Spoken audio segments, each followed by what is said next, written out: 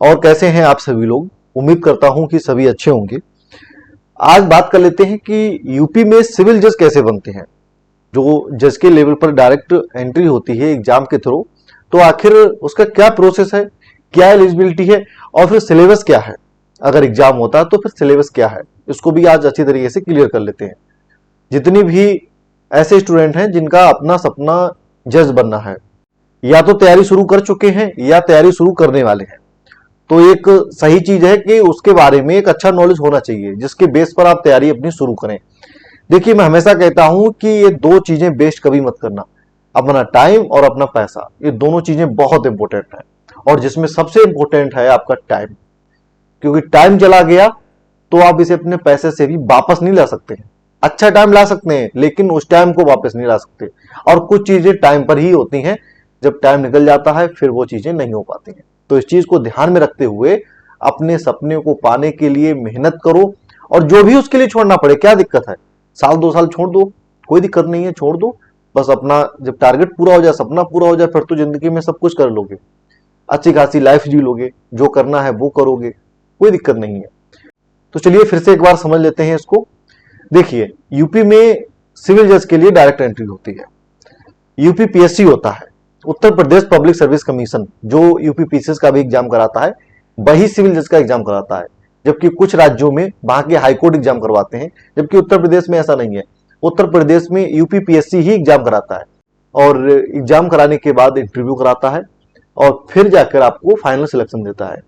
Eligibility के बारे में बात कर लें तो इसके लिए दो एलिजिबिलिटी मेन है, जिसमें पहली एलिजिबिलिटी है कि आपकी एज 22 साल से कम ना हो, 35 से ज्यादा ना हो। और दूसरी एलिजिबिलिटी है कि आपके पास लॉ की बैचलर डिग्री होनी चाहिए कम से कम। लॉ में बैचलर डिग्री आपके पास है तो आप अप्लाई कर सकते हैं। अब देखिए इसका प्रोसेस क्या है। इसके देखिए 3 स्टेप हैं।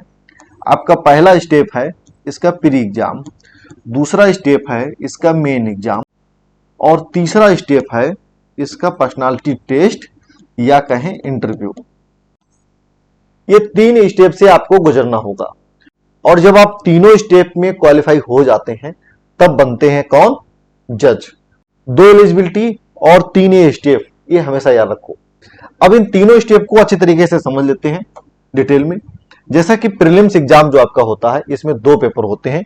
इसमें एक पेपर होता है जीके का, दूसरा पेपर होता है लॉ का।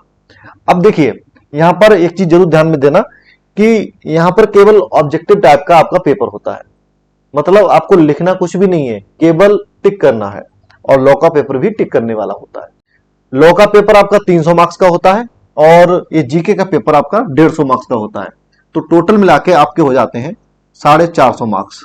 ठीक है, प्रीलिम्स होता है 450 मार्क्स का। ये चीज क्लियर हो गई।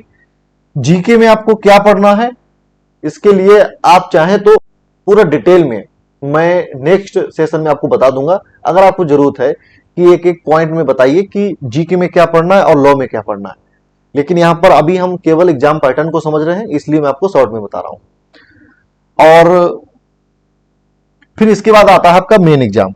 मेन एग्जाम को जरा देख लीजिए, समझ लीजिए ध्यान से, क्योंकि इसके अलग अलग पेपर हैं, इनको चाहे तो आप नोट कर सकते हैं।